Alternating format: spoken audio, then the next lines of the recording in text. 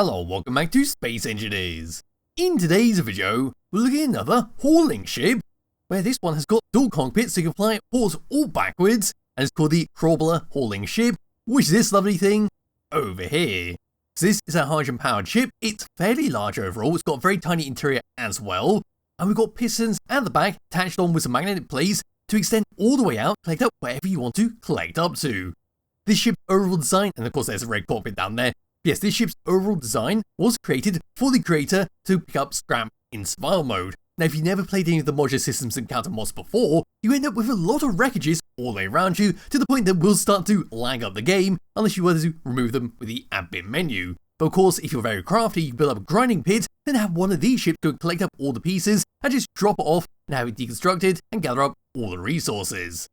We have to take a look at that in just a moment. We're going to come all the way around like so. Press F10, find it in the support menu. The Craubler is, hopefully I'm saying that correctly, 303 large blocks using a couple of the DLC packs. We see up to here what I just talked about, where it's a hydrogen cargo ship hauler made for survival, and it's designed to carry scrap from NPC ships and bases back to the main base. So we're going to sing a thumbs up when we're around towards the very front, have a very brief look around the outside, tour the interior, then we'll go through the controls at the back and actually lift up cargo from a planet.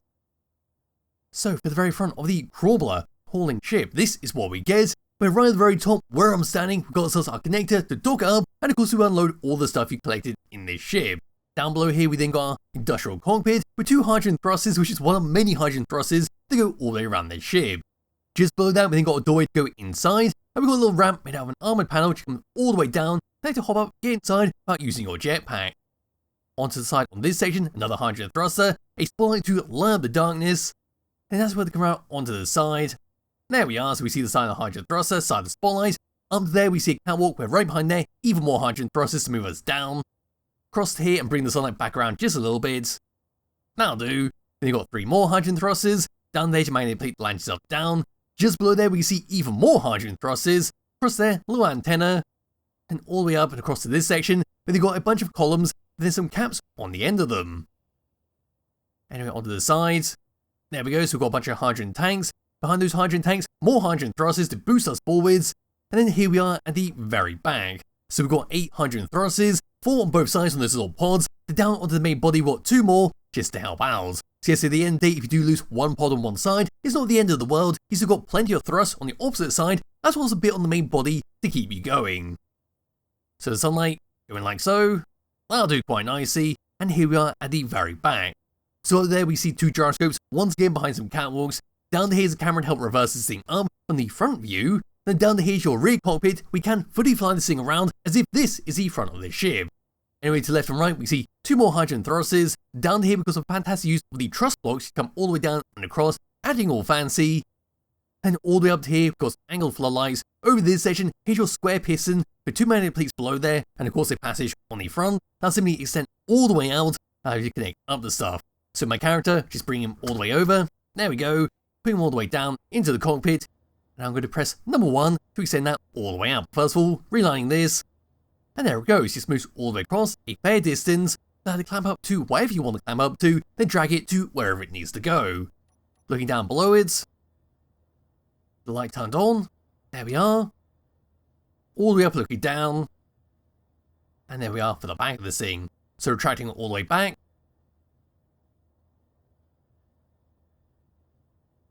and there we go.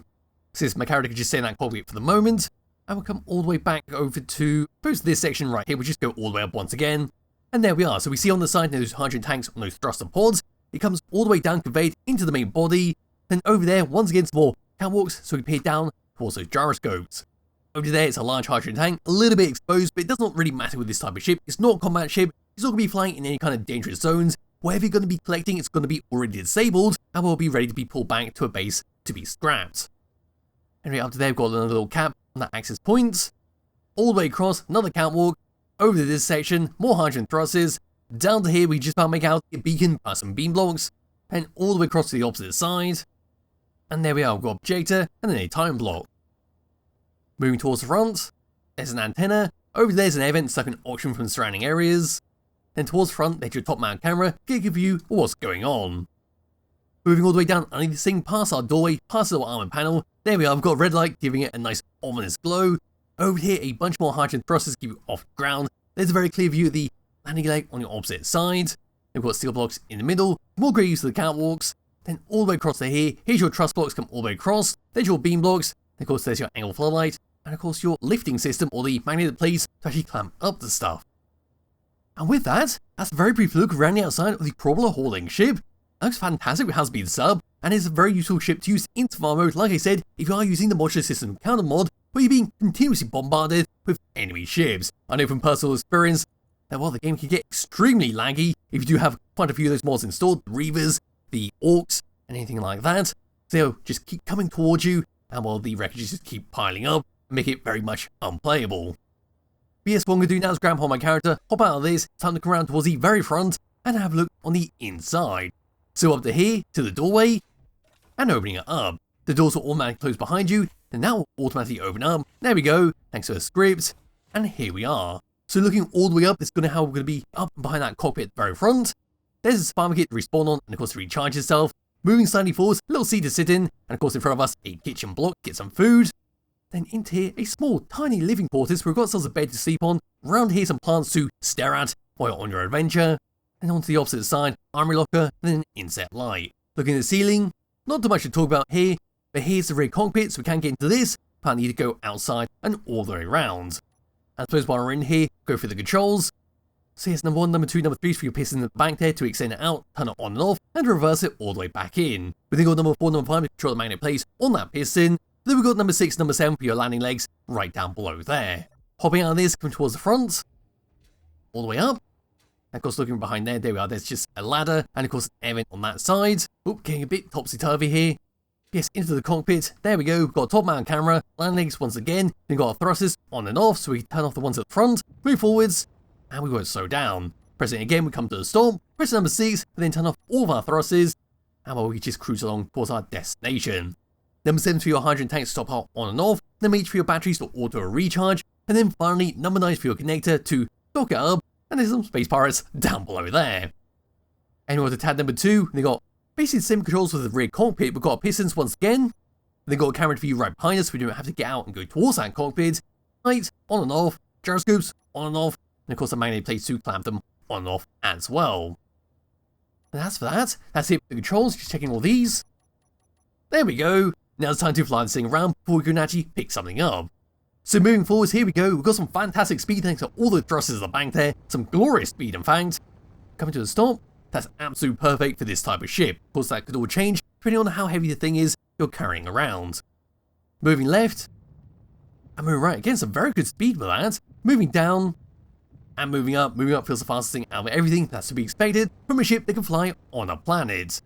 Then as for gyroscope controls, just realigning that, there we go, moving this thing around. And that's to be expected. So we've got loads and loads of control over this thing, to the point it feels like it's a bit too much for this type of ship. But then again, because it is going to be carrying stuff very heavy, it is going to change quite drastically when we actually connect stuff up. And speaking of connecting stuff up, I believe that is it for the outside, that's it for the controls, that's it for the interior. So now it's time for me to go down to a planet and actually try and pick something up. And so here we are on Mars, and I've got a couple of ships in front of us that have had a small accident and now they need to be taken back to a scrap pit or a repair station to be well fixed up or destroyed. So we're going to go and start off with a good old data fighter, which is sitting right over here. So now what I'm going to do is just come to a stop right there. And I'm going to hop out of this, around towards the very back to use that very handy rear cockpit. So here we go, we're now going to come into this, realign the camera, there we go. Now I'm going to come all the way down and push that all the way out. There we are, so we can clearly see it from the cockpit view. And once that's done, now I'm going to come all the way down to the ground. And hopefully, clamp onto it. So that's going to be turned on. Going to be locked, if I can. There we go. I'm going to pick this up and fly this thing around as if it's not even attached. It feels no different than when there's nothing attached onto this ship. So we're just going to throw this thing away. There we go. And I believe I have damaged part of this ship while doing that. Now we're going to come across to this one of my little mining ships that is quite heavy, although it's very bare bones. I made this thing out of glass because why not? I just wanted to try it out, make a weird greenhouse miner. But no, over we go again, standing all the way out. Now we've got to be a little bit careful with this one because it'll be quite awkward to connect up to. And there we go. Third person view, lifting it up. And there we go. It is quite different now turning the mouse around. It is very hard to do without assisting it with some thrust. But no, we can move forwards. and we'll just throw it where it needs to go. So lifting up and away, I can drop down onto the ground. Should explode quite nicely, there we go. And now it's time to go over to the big ship, the good old Albatross, where I have disabled all the thrusters around this thing to make sure it doesn't interfere with me. And now we're going to come all the way up to it, to this section right here, and connect it up. Hopefully this will work. Quite hard to judge how close I am. Here we come, all the way down. Oh, that's a little bit too far. And there we go, I've now connected it up. I don't think this is going to work, although it is lifting it. The little ship that could, here it goes, and I'm crashing down into the ground. I'm damaging that cockpit at the front there. And I'm not sure if it's actually going to be going anywhere anytime soon. It felt like for a moment that was lifting up. It felt like it was going to be able to actually do it. But no, it looks like I have damaged a bunch of stuff all around this thing. So I'm wondering if I can fix this up and actually make it go. Okay, so here we go again. Went through everything, trying to fix it up. But no, it does not look like I'm going to be able to lift this thing up. We can move it around. I suppose if we were on a planet where that had slightly better gravity, or at least lighter gravity, you could lift this thing up. So we can move it, we can shove it around a little bit. But yes, that seems to be the limit of what this thing can handle. So disconnecting that, lifting it away. We are slightly on fire there, but it does not matter. And well, that is that for this video, and that's that for this ship. So to finish off, what I'm going to do now is get up some nice distance that we can turn around, slam into the Albatross, and finish it off that way. So there's a lot of punch ups to talk about. It's just a fantastic little ship. That's great for moving scraps, great for moving wreckages, especially those from the modular systems and counter mods, because they do have quite a reasonably sized ship that this ship can handle. So turning around here we go, aiming towards that. Make sure we're actually aligned. Oh, that's the wrong camera. But no, we're just going to slam into this third person view. There we go.